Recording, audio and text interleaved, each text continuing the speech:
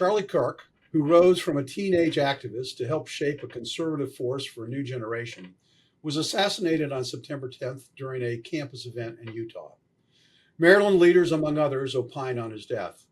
Governor Moore wrote that political violence is never acceptable. Montgomery County Executive Mark Elrich couldn't resist giving a virtue signal first, but he did say, "I did not share Mr. Kirk's views, but in this country, people have the right to speak their mind without fear of violence. That principle is the core of the First Amendment and our democracy." Former Governor Larry Hogan called the attack horrific and senseless. And President Donald Trump said, "A giant of his generation, a champion of liberty and an inspiration to millions and millions of people. No one understood or had the heart of the youth in the United States of America better than Charlie." Mark, this is kind of a dichotomy, because as prominent as Charlie Kirk was in Republican circles, I spoke to many of my associates who had never heard of him before. So what does Charlie Kirk's killing mean for free speech, for political violence, and for our country?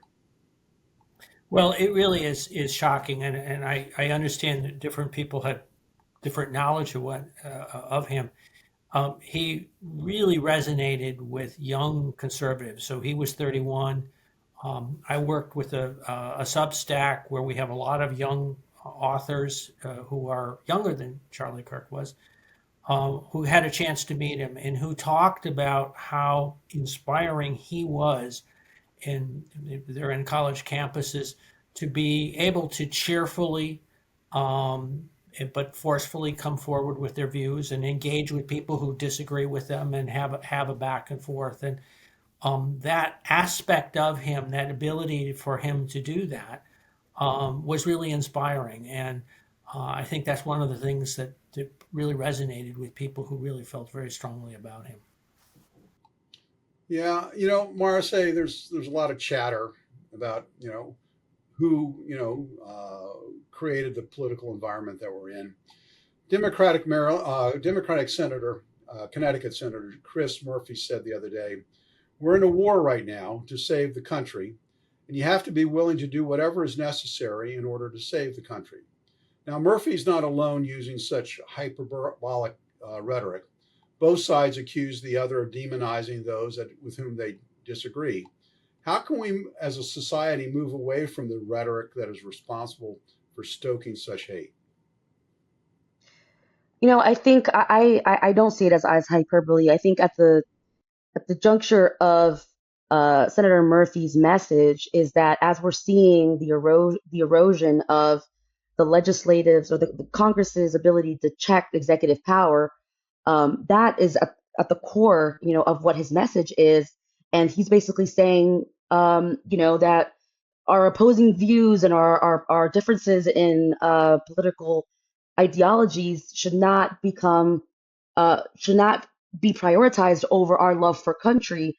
And he's speaking to his colleagues in the Senate chamber to stand up for what our founders believed in, and that is checking the power on the executive. And so I think that very eloquently, he spoke to, the different powers that basically Congress is conceding to the executive, and that, and that his Republican colleagues are responding as employees of President Trump, as opposed to really, engaging in the power that the Constitution gives them, the constitutional power of spending power, the purse, the ability to